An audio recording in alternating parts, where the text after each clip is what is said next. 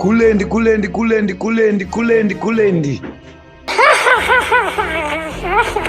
Akuseka.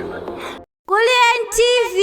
Hazvina kumira mushe ndadzoka nenyaya dzinofizura. Another day, another right. Panapa paita nyaya munin'ina waMasomere akafa. Masomere ndiye DJ wekuzanu PF uya DJ anochita DJ weSadak. So DJ uyu akavengwa nevanhu vakawanda nenyaya yekungobuda achitaura kuti vamunanga gwavazoda chichi even panzi chivhayo arikuda kupa munhikiri Masomere ndiye anomhanya otonopresenta the gift kune munhu iye achiti iwo chakachako bgege achiverengera mari. If you still remember paipa pakapokana naJapreza, he is the guy wokumhanya achinotambidza vanhu zvino nemagifts avo. So panapa ndiri kunzwa nyaya iri kutaurwa panapa iri kundisiririsa iri kundirwadza yekunzi kurasikirwa kwaakaita nemunin'ina wake. May he so rest in peace. By the way, sorry for your loss Mr. Masomere. Inini zvangu I don't have anything bad, handina bad blood nemi, but toda kumbotaura timboita zvebasa timboripota zviri kutaurwa nevanhu pamusoro pezvinhu zvaitika. Vanhu vakatsamwa. I think kana iriyo nguva yacho inogona ngeri warning sign kuti tendeukai vakomana nekuti musi wemuchafa kuchaparidzwa shoko risiri right pamuchafira. So it's not good guys kuti wafa upotanga kuparidzwa imwe shoko risiri right parufu pako. It's very bad. Mazimbabweans vakatsamwa, Mazimbabweans vatambura. Saka ngatipinde mushoko timbonzwa, but the most important thing, tanga nekulike this video iko zvinezvi kana mukomana atouya kudai. So right, another young ZANU-PF member Bruce Masomere died in a car accident while traveling to Masvingo. This comes shortly after two other young ZANU-PF members lost their lives in a separate accident on their way to the Munumutapa Day celebrations. May their souls rest in peace. If not in pieces, okay, in peace. Zvinorwadza honestly. Kurasikirwa nehama zvokuti hama yako yakazorasikwa ikazongosapota imwe political party dzadzimwe nyaya idzi. But tofanira ngodzidza kuti ase kungochema tese. Rega tenzwe zviri kuitika pane mariro acho manje emukomana without wasting much of your time. Panapa ndikusangana nenyaya yavanhu vari kuto vakomanaka. Regerai vakomana. Ndipeiwo list of all Zim deaths by political party kana makuda kubatanidza naye a few weeks ago. Vamwe vatoti aiwa ko uyo chivhayo kungobuda jeri reSouth Africa and joining ZANU-PF last week atone chinzvimbo itype ipiko iri kuitika. It's like guys vanhu vari kuseka. I don't even know parufu ipapo tikutazve pa haya pandwa rufu panonyewa vanhu kazvafayo pakanzi nigirikina wafa patangodzi ko nikuya azo iyo dzibamuni dzedzi dziri kuroora dzakazomitisirwa mukadzi kuti dzedzi dziri. It's like tunyaya tokaita seiti kuti you understand ndo something like that is happening right now izvezvi. So ndo nyaya dziri kutaurika. You understand waibata tunyaya dzacho.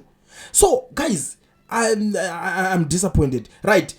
Vamwe vari kuti roads plus ivo vapfana avavo avadzore speed iko zvine zvine nyaya yemaGD6 ava komanaka yango rufu after rufu. Nyaya yemaGD6 ndakamboionawo but pakaipa. Fix the roads amudi munenge muchisimbisa zvinhu zvisina basa. Ndo kuti imwe comment iri kutaurwa nemumwe munhu right. The tree of ZANU-PF is watered by the blood of the people. Mumwe ari kutaurawo kuti chimuti chepati yavo iropa revanhu rinodiridzira. I don't know how true is that, but inyaya zvekutaura nevanhu. Another one bites the dust. To think dust is soon minute. Go away with the architect of our suffering. Kufa hakuna member. Ndo imwe iri kutaurwawo nemumwe. It's like, you know, why mazimba vachizocelebrate? Pane mamwe macomments handisi kutokwanisa kutoverenga. Vamwe kuti -1 ngazviende zvakadaro. Vakomanaka vanhu vacho vari kuda havasirivo vatiri kuda.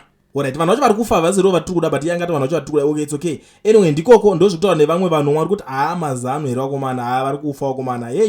Havana basa ava. Mumwe vari kutaura vamwe vari kutocelebrate with good news. Vamwe vari kuti join ZANU-PF utorwe ropa rako for rituals. Mamwe munhu ari kubuda ari kutaura ngoti aiwa asi mozodzoka panozve moti hapana vechidiki vachada ZANU.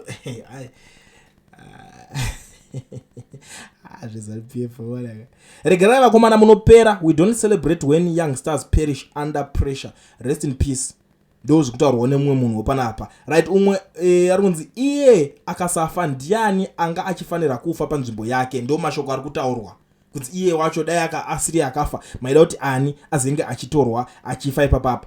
That's what happens when you give a razor blade to a baboon. Tree's leaves will suffer. Akumana pakaipa.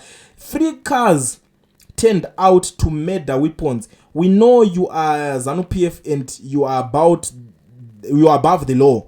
Please respect road rules and regulations. You are not above death. Iyo nyaya ndamboitaura guys, please ma GD6 stories zoti mota dzinomhanya dzine comfort, but haisi mota yakagadzirirwa speed. Yakagadzirirwa ikoko pamune muchienda kune muzvirodi zvakadhakwa kumakomba even mapotholes hauna defeat, unongorova uchienda handi mukuzviona. But ukada kuzonyanya kuda kuchitsika manje zvokuda kuonerwa chakakwirira chinorara just like that. Just like, it's not a big deal. I don't know kuti chinonyanya kushambisira. It's like ndo zvinonetsera mota dzisiri dzekushandira, because mamwe matsikiro achoenda mota unonyazoona kuti aya madhiraivhiro auta mota asisi dzekushandira. Unonyazoona kuti uyu munhu chero dai anga nemota ka level rake angadai iye ka achiri kuhonda fit, ndo mota yezera rake, but apa papuwa GD6 ka kwakutotsika kuti unoona kuti uyu aya madhiraivhiro ehonda fit zvinongooneka. Vadzijaira havachavhunduke, havachapaparike. But mana kuona parufu pakudai soka umwe ari kubuda kuti as long as is ZANU number I don't give it. Ndichapedzisa mamwe mashoko acho ka zvinotonetsa komana, zvinotonetsa. Vamwe vari kuti rot in hell comrade. Komana iyo nyaya yekudenga tichazoitaura zvedu kuti zviri kufamba sei, right? Umwe vari kuti Mnangagwa's dishing out of moving coffins is directly intended for this purpose. Ndakamboinzwawo nyaya iyoyi, but yanga isiri directed to Mnangagwa. Anditi yakanzi nyaya iyi vanhu vese vari kupuwa mota muri kupuwa macoffin ekufira, because pari kumwe vari kuti hayi unofunga kuti ungangonzi wapuwa mahare, ungonzi mota wangopuwa iwo. What for? Because there is a normal gift inonzi yapuwa munhu, like apa recently pane imwe gift yandaona that one is tingati an honest gift yapiwa that young man, his name is Shinsoman, apuwa Benz na week 95. That Benz cost 25,000 and vapuwa ne 10,000 cash as a musician. Kwete kuti unonzi unopuwa zimota rewire vonzi ausuda cash iri pamusoro. Come on now, what for?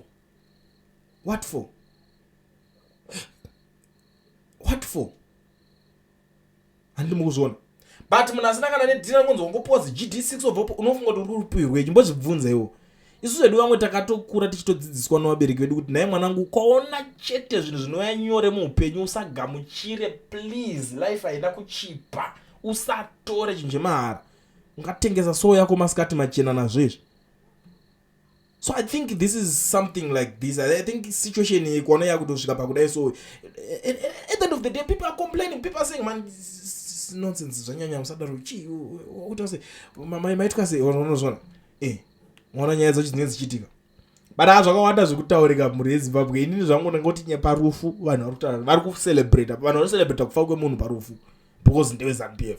Saka kwamuri ikoko pamuchajoina mapolitical parties, joinai muchiziva kune mamwe mapolitical party kuti ukafa vanhu vanoseka uri mupolitical party yo ndozvamofarongo. And I don't know why andisana vashoma vanhu vemaopposition vanofa. I understand, I know that, but number zhinji iri kufa ndevanhu veZANU-PF. Why zviri kudaro?